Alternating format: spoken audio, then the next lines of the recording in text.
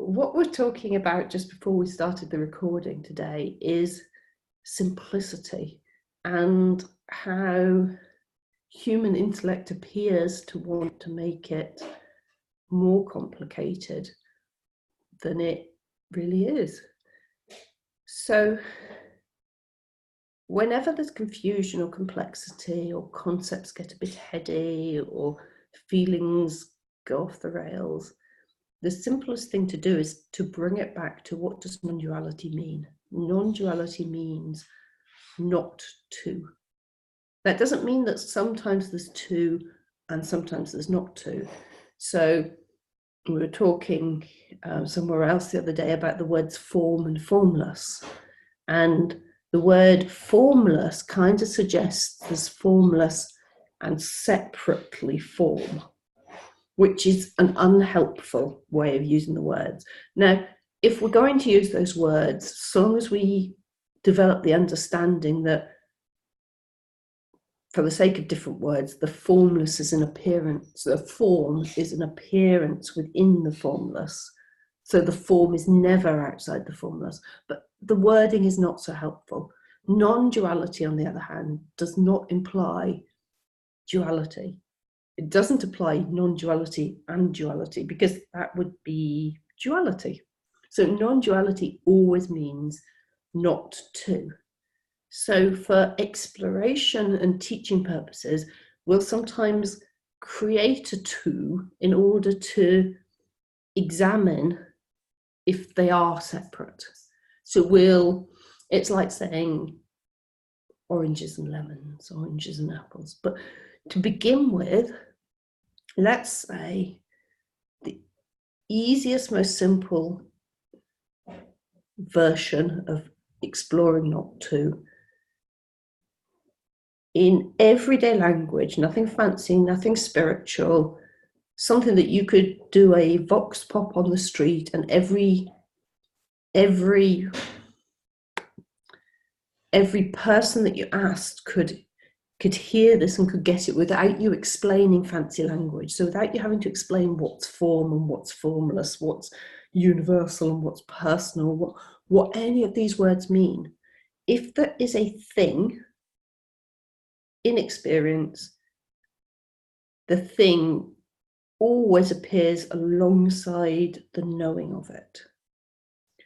There's never a thing, and by thing, let's start just at the level of the objects of the world. If there is an object, there is a knowing. Always. There can be a belief, and the belief is known. So there's a belief that the forests of Alaska exist even when nobody is looking at them, but the belief is known. There's an appearance of a remote control. With the appearance of the remote control is the knowing. And what our exploration then says is, well, what's the relationship between the thing and the knowing? And for our purposes, once we've done a bit of looking at what we call physical objects, we can describe what can really be known of a physical object in terms of perceptions, in terms of seeing, hearing, tasting, touching, smelling. So when we start to say a thing and knowing, the things that we're talking about really boil down to thinking, feeling, perceiving, and sensing. So thinking, all imagination or memory or concepts or mental images. Feeling, emotions, primarily, deeply held, unspoken beliefs. Perceptions, the seeing, the hearing, the tasting, the touching, the smelling. So the world, that's what we know of the world. And sensations is kind of what we know of the body when we don't have that third person perspective, when we're not seeing it from the outside or looking at the boundaries of it, when what the body feels like from the inside. In other words, that's a sensation.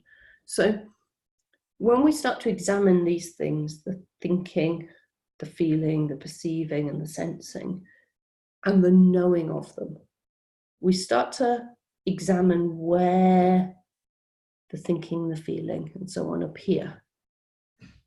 And one nice way, one easy way, because it's something that's easy to understand for all of us, is when we hear something, when we hear a sound, where is the sound heard? There's a cat screaming outside the door. Is the sound heard outside the door? Or is the sound heard within me, within my knowing? Just ordinary everyday language, nothing fancy. Is the sound there heard outside or within my knowing? How could the sound be heard if it wasn't inside my knowing? It sounds almost like a tautology, it's so simple. And then a thought definitely appears within my knowing. That's how it's known, how it's experienced. So we mostly don't have a problem knowing a thought appears within me, within my knowing, but a sound is exactly the same. Like switch between a sound you can hear like my voice and any thought or mental image or emotion that pops up, and notice that thoughts and feelings, sensations, we kind of know they're within me, within my knowing, but the sound we attribute, or the hearing we attribute to something outside of knowing, which somehow crosses a boundary inwards, which is speculation at best. So, but where we hear the sound is inside us, inside knowing. Even the science reflects that. When is it really a sound? When it's heard. Until it's heard, what is there of it? A wave? So every thought is known, every feeling is known, every perception is known, every sensation is known.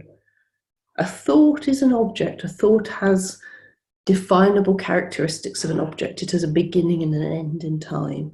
And it usually can have a description, a nasty thought, a nice thought, a clever thought, a stupid thought, a don't think that one's mine thought, a habitual thought, a new thought, which is insight, some people call it, which new thought is kind of more helpful. So a thought, we can describe a thought, we can describe a mental image, we can describe a memory, we can describe imagination. And that thought appears for a very short period of time. It might be habitual and it may come back more often, but a thought appears within knowing for a very short period of time. And a feeling, an emotion, may well appear for a bit longer. And that's reflected in the science, that the appearance of a thought is short, the appearance of an emotion is longer. But an emotion still has qualities that we can describe. This is a sad emotion, this is a happy emotion, this is an angry emotion.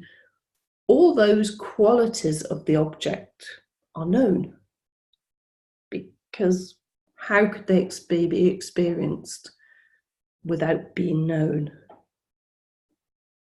Otherwise, we're just talking concepts, whereas we have a direct experience that thoughts appear, that sounds appear, that feelings appear. And for each of them, the more we dig in, even things that we've assumed were outside of us, each of those things, the thoughts, the feelings, the sensations, and the perceptions, we kind of have to agree with ourselves that they're appearing within knowing. And knowing is simply another word for awareness, another word for me. So a sound appears within me, a thought appears within me, a feeling appears within me. And all of those objects of experience are known. And the more we explore the knowing, the awareness, the sense of me, which we've done on other calls and we won't do today, the more we begin to notice that we never find an edge, never find a boundary, never find an other, which means that all those appearances never come from outside, they're always within. They appear within and they disappear within, which means they must be made of what they appear within. We've only got two choices: either they come from outside and leave, or they come from outside and finish, and the other way around. Let me hang that up.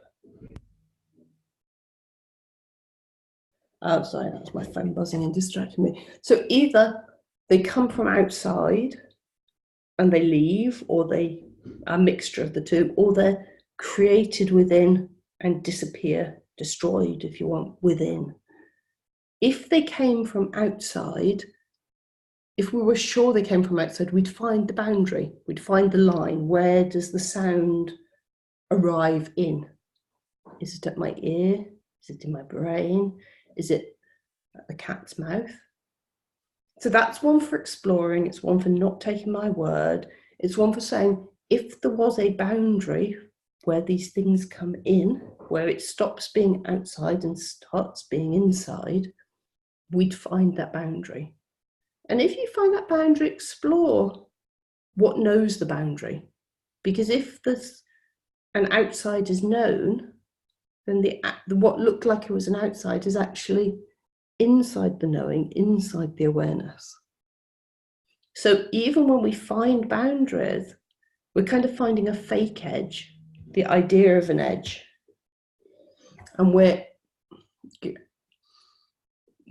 we could be tempted to stop, but when we find an edge, let's say, well, how can we know it's an edge unless we know both sides? At which point, even that image of a boundary is within our knowing. It's just that we defined a boundary as some conceptual edge, maybe of a body or of a room or another space that we know of. So the more we explore, the more we are likely, and as you do it yourself, you'll find no boundaries to knowing, and therefore more confidence that, yes, everything that appears within knowing, within awareness, is made of awareness. It doesn't disappear out of awareness and then come back, but is made of awareness, appears within awareness. In other words, there's no separation between the thing that is known and the knowing of it, the thing that is known and the awareness of it. But wonderfully, as we notice that each of these things that is known appears and disappears, is created and destroyed, the knowing remains. Because if the knowing arrived with the object, the knowing wouldn't know the object had started and finished. So the knowing must be there, pre-exists, so to speak, the object, in order to know that the object came and the object went.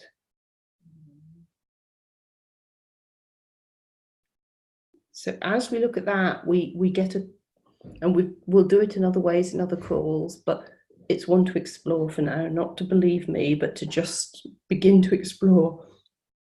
The knowing must be before and after the object in order to know that the object has a beginning and an end, in order to know the thought has a beginning and an end. And as